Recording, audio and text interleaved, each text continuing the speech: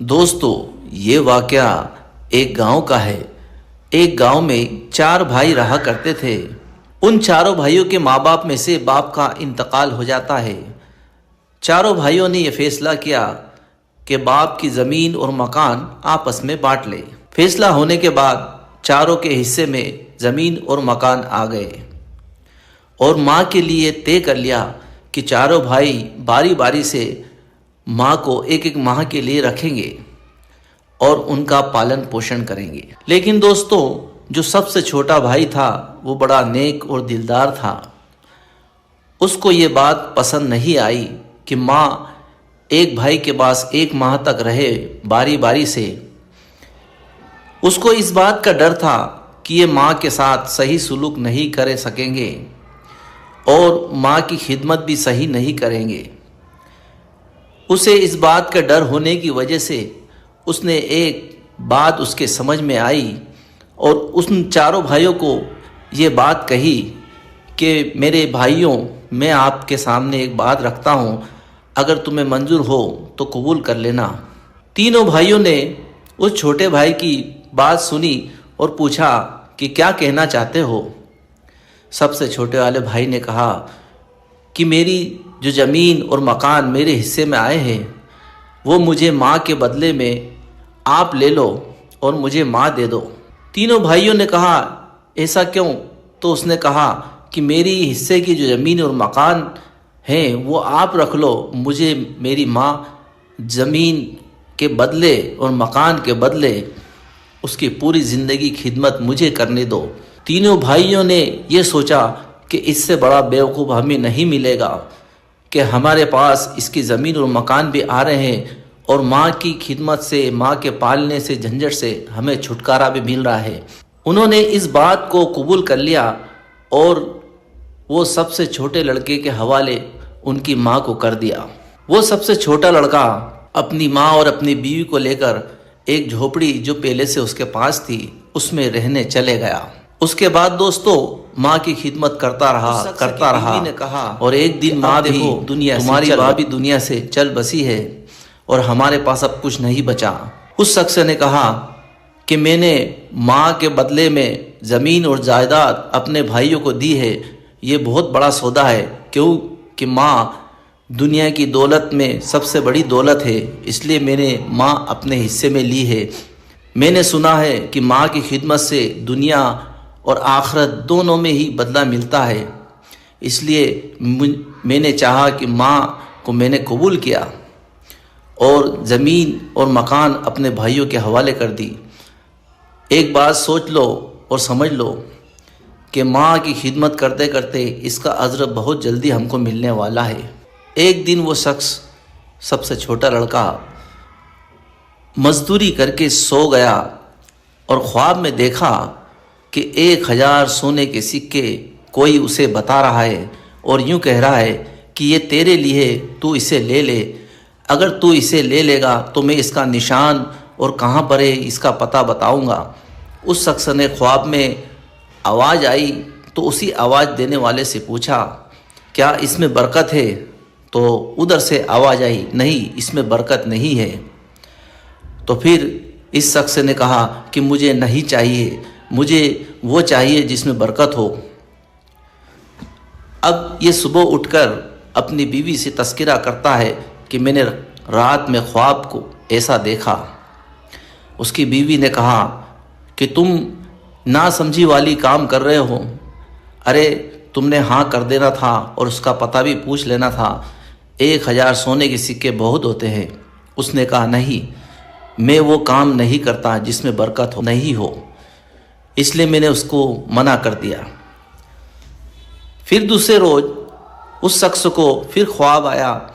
उस ख्वाब में उसने देखा कि 100 सोने के सिक्के और वैसी ही आवाज़ आई और कहा कि अगर तू चाहता है कि ये ले ले तो मैं इसका पता बताऊं। फिर उसने उसी तरीके से सवाल किया, क्या इसमें बरकत है?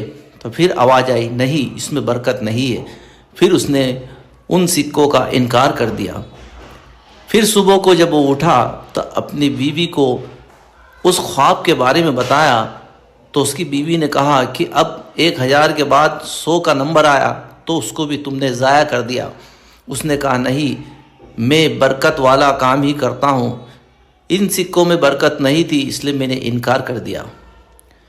दोस्तों, अब तीसरे दिन और ख्वाब आया और ख्वाब में देखा कि 2 सोने के सिक्के हैं और उसी तरीके से आवाज़ आई कि अगर तुझे चाहिए तो मैं इसका निशान और पता बता देता हूँ, तू इसे ले ले। उस शख्स ने कहा, पहला ही सवाल किया, क्या इसमें बरकत है? तो उधर से आवाज़ आई, हाँ इसमें बरकत है। जब इसने कहा कि हाँ तो इसका मुझे पता बता दो, मैं इसे लूँगा, तो फिर ख्वाब में ही एक दरख्त का और जंगल का रास्ता और उसका निशान बता दिया गया। सुबह को उठकर इस शख्स ने अपनी बीवी से फिर तज़किरा किया और कहा कि इस बार इन 2 सिक्कों के एवज में मुझे बरकत मिल रही है, यानी कि इन 2 सिक्कों के साथ बरकत वाला मामला है, इसे मैं ज़रूर हासिल करूँगा। वो अपनी बीवी से कहता हुआ जंगल की तरफ निकल गया और वो 2 सिक्के जो उसे ख्वाब में दिखाई दिए थे उनके निशान और उसका पता ढूंढने लगा। उस शख्स को निशान और पता मिल गया, यहाँ तक कि सिक्के भी उसे मिल चुके थे। अब वो सिक्का लेकर अपने घर वापस लौट आया। लौट आने के बाद में अपनी बीवी से कहा कि देखो ये 2 सोने के सिक्के हैं और ये बरकत वाले हैं, इसे संभाल कर रखना। तभी बीवी ने कहा कि देखो हमें फाकों में और परेशानी में बहुत दिन गुजर गए हैं, क्यों ना हम इनमें से एक सिक्कों का कुछ खा लें या हमारी ज़रूरत को पूरा कर ले। तो उस शख्स ने कहा, तुम क्या चाहती हो? तो उसकी बीवी ने कहा कि मेरा आज दिल मछली खाने को कर रहा है, क्या तुम बाज़ार से मछली लाकर दोगे? वो शख्स उठा और कहा कि ठीक है, मैं एक सिक्का ले जाता हूँ और इसके एवज में तुम्हें मछली लाकर देता हूँ। वो शख्स बाज़ार गया और एक बड़ी सी मछली उसने ख़रीदी और अपने घर लाकर दी और कहा कि देखो ये मछली साफ़ करो, मैं जब से अब आता हूँ जंगल से लकड़ी काट कर, और तुम इस मछली को साफ करके रखना। उसके बाद वो जंगल लकड़ी लेने के लिए चला गया। उधर उसकी बीवी ने मछली को साफ करने की नीयत से बीच में से काटा। जैसे ही बीच में से काटा तो पेट चीरा तो वो हैरान रह गई।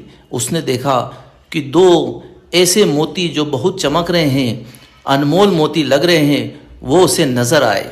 वो हैरान रहकर ये बात सोचने लगी कि भला मछली के पेट में ये मोती कहाँ से आए। लेकिन उस औरत ने उन मोतियों को संभाल कर रख दिया और अब इंतज़ार करने लगी कि मेरा शौहर जंगल से वापस आएगा तो मैं इसे सारा वाक़या सुनाऊंगी।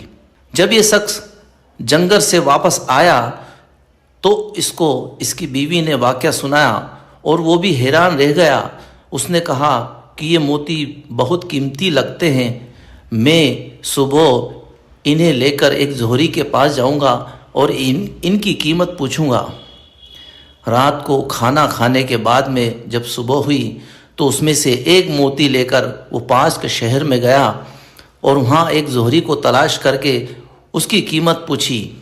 जोहरी ने कहा, ये मोती बड़ा कीमती और अनमोल है और बड़ा नायाब है, लेकिन मैं इसकी कीमत नहीं दे सकता। तुम एक काम करो, यहाँ का बादशाह बड़ा अक्लमंद है और भलाई वाला है, तुम जाकर इसे सारा वाक़या सुनाना और इस मोती की कीमत पूछना। वो शख्स एक मोती लेकर बादशाह के पास गया और बादशाह को सारा किस्सा बयान किया।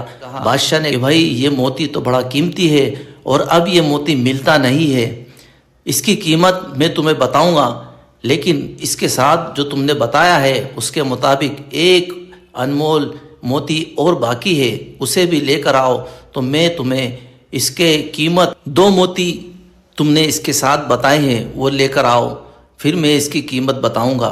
वो शख्स घर गया और 2 मोती, यानी एक पहले से उसके पास मौजूद था, दूसरा उसके घर रखा हुआ था, वो दोनों बादशाह के पास लेकर आया और फिर बादशाह से पूछा कि बादशाह ये बताओ इसकी क्या कीमत होना चाहिए।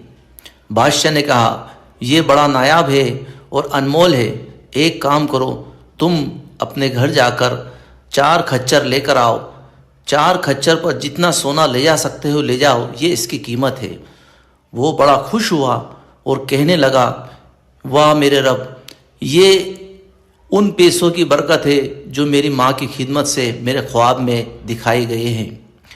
वो बड़ा खुश हुआ और 4 खच्चर पोटली से बंधे हुए सोने के सिक्के लेकर वहाँ से अपने गांव वापस आने लगा। तभी बादशाह ने कहा कि 2 मेरे पहरेदार ले जाओ ताकि तुम्हें रास्ते में कोई परेशान न करे।